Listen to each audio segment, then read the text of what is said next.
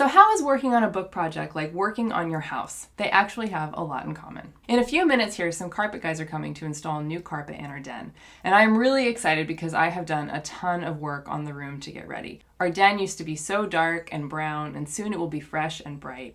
And yesterday I pulled up the old carpet to get ready and discovered this fun surprise. The Harvest Gold linoleum. I mean, who doesn't love Harvest Gold?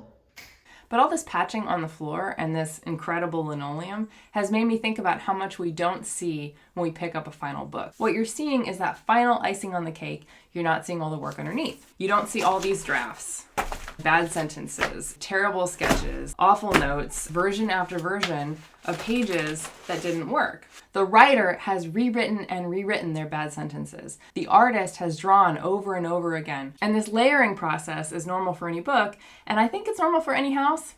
Yay! New room!